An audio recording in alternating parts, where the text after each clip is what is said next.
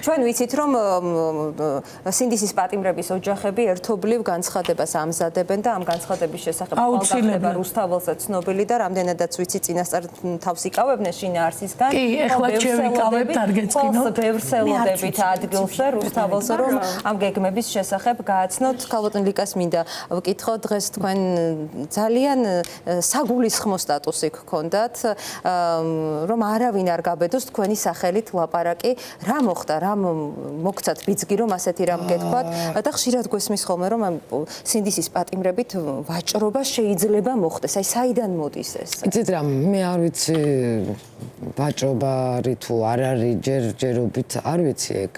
მე უბრალოდ დავწერე სტატუსი Facebook-ზე დავდევი, იმიტომ რომ გუშინ მოვისმინე ერთ-ერთი პოლიტიკოსისგან რომ აი სინდისის პატიმრების ოჯახები როგორი მაგრები არიან და ამბობენ რომ ჯერ უნდა განთავისუფლდეს საქართველო რეჟიმისგან და მერე ესე იგი მანამდე ჩვენი შვილები უნდა იჯდნენ თურმე ციხეში. მე ეგრე არ ვთვლი. ჩემი პრიორიტეტი არის რომ ყველა სინდისის პატიმარი გამოვიდეს და ამისთვის ვიბრძოლოთ და ისინი დადგნენ ჩვენთან ერთად ევროპული მომავლისთვის და აი ამ რეჟიმის წინააღმდეგ. როგორც იდგნენ ბრძოლის წინახარით. როგორც იდგნენ ადრე. როგორ შეიძლება ამის მიღწევა თქვენ როგორ? და ერთიც დავამატებ თუ შეიძლება. იცით რა, ოპოზიცია მე რა თქმა უნდა ძალიან ოპოზიცია მომწონს რაღაც ნაწილი მომწონს, შეიძლება რაღაც ნაწილი არ მომწონს, შეიძლება რაღაც, მაგრამ არ მინდა რაღაც ზედმეტად შევეხო ამ ჩემ უკმაყოფილებას თქვათ ვიღაცის მიმართ. მაგრამ როდესაც გამოდიხარ და ამას ამბობ, რა ვიცი, მე მგონი ყველას აზრი უნდა გაიგო. ჯერ ეს ერთი. მეორე ის რომ თვითმმართველობის არჩევნებზე არ მიიღებენ მონაწილეობას და როგორც თვითონ ამბობენ რომ არ მიიღებენ, მაგრამ მთლიანად 4 პარტია ამაზე ბოლომდე ვერ შეთანხმდა. ძალიან სამწუხაროა. ჩვენ რატომ გვითანხმდებიან? მშობლებს. აი გითხარით, თქვენ ხო არ გინდათ რომ მიიღოთ? არა, არ გვინდა. რა თქმა უნდა, 2x2 4-ია. როგორც კი ვინმე ამ არჩევნებში მიიღებს მონაწილეობას, ეს ჩემთვის არის სამშობლოს ღალატი. ამას უტოლდება. მაგრამ რა საჭიროა ჩვენთან შეთანხმება? შენი სინდისის მიხედვით მოიქეცი.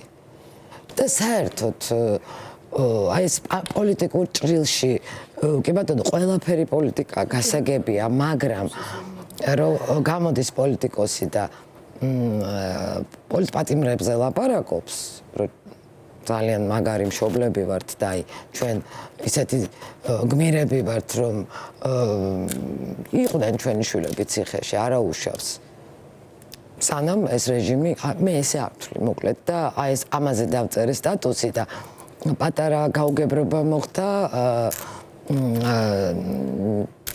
ნინო ჟიჟილაშვილის გადაცემაში. ნინოს ეთყობა ეგონა რომ მე ეს მივმართე პრეზიდენტის გამოსვლის მერე ინგა გრიგოლიასთან. გაჩნდა მოკლედ. ახლა შეიძლება გაჩნდა, მაგრამ მე მინდა რომ ეს აღნიშნო რომ აბსოლუტურად არ ეხებოდა პრეზიდენტის გამოსვლას, იმიტომ რომ მე მანამდე მოვისმინე და უფლება ოპოზიციონერს გულის.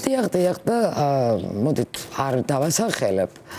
მაგრამ პრეზიდენტის მიმართ პრეზიდენტი არ მქონია. უბრალოდ ინფორმაციისთვის რაღაც გაურკვევლობისგან თავი რომ დავიზღვიოთ, დღეს იყო ასევე ეთერში ზვია ცეცხლაძის დედა ჩვენთან, სადაც მან თქვა რომ ხო მას არ სურს რომ კომპრომისების სანაცვლოდ მისი შვილი გამოვიდეს არც მე არ სურს კომპრომისების სანაცვლოდ. მე არავის არ ვურიგდები, არც არანაირ მხარეს. არაფრის სანაცვლოდ. მე ვამბობ რომ პოლიტიკოსებმა გადაწყვიტონ თვითონ. ჩვენ მოგვეკითხებიან. გადაწყვიტონ თვითონ. ჩვენ რატო გვეკითხებიან? მითანხმდებიან. ჩვენ თვითონ გადავწყვიტეთ რას გავაკეთებთ. ჩვენი შვილების ხარჯზე პარლამენტში ვერაფერ შეუვლიან. მაგის უფლებას არაფრით არ მივცემ. არა, რა თქმა უნდა, ეს არც განიხილება. არც უთქვი. ეს არც განიხილება, უბრალოდ საიდან წამოვიდა. არ ზვიად ცეცხლაძის დედა თქვა კი ბატონო, როგორც ზვიად ცეცხლაძის დედა არის ზვიად ცეცხლაძის დედა. მე ვარ ანდრო ჭეჭინაძის დედა. ქალბატონი მარინა თავის ბატონის დედა, გიორგი ტერიშვილის დედა.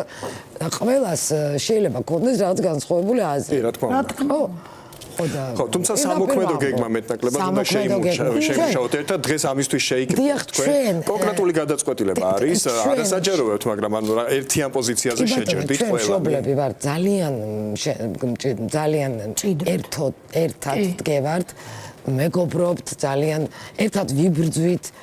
ეს არის სუფთა ძალა, მე ესე ვფიქრობ, მშობლები და ეს ჩვენი პარტია, ეს არის სუფთა ძალა, გულწრფელი და არ მინდა რომ რაღაცნაირად პოლიტიკის ჩარევა, პოლიტიკოსების. პოლიტიკა ყველაფერი, მაგრამ აი რაღაცნაირად პოლიტიკოსების. თქვენი სახელით არ გინდათ რომ ისაუბრონ. რა თქმა უნდა, არ მინდა. როგორც ჩანს, ყველას ასეც უბრალოდ და მოდით აი გვაქვს გეგმა, ნამდვილად, ყველს მე დღეს არ ვერ მივედი, მაგრამ ვიცით. ერთიანად შემუშავეთ. ჩვენ ვიცით. მაგრამ ვინდობით მაგრამ აი ქალბატონი ნანი რაღაც საყვედურის ტონში გვეუბნებოდა რომ ოპოზიციას აწე აღარ დაველოდები, მე თვითონ გადაწყვეტ რა უნდა ნამდვილად არ დაველოდები, არავის, ამდენი ხანი დაველოდეთ სულ ყველა.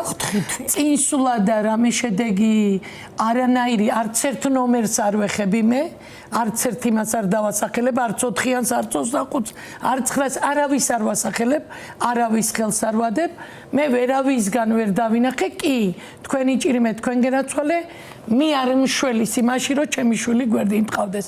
მთელი ცხოვრება ხელჩაკიდებული დავდიოდით, დედაშვილი და სული მათ გამწარებული ისე მენატრება და რამე პოლიტიკურ ფონზე ნამდვილად არ მინდა ჩემი შვილი იქიშეს და პოლიტიკური ფონით გამოვიდეს უკან. სამშობლო სიყვარულით კი უნდა იჯდეს. ერთ-ერთი ნამდვილად. იმედგაცრუების ერთ-ერთი საბაბი ხომ არ იყო გუშინდელი დღეს ალმაზიშვილის ნამდვილად აზრთა სხვადასხვაობა გააჩნდა რომ უფრო მეტს ელოდნენ გუშინ. არა, ნამდვილად არა.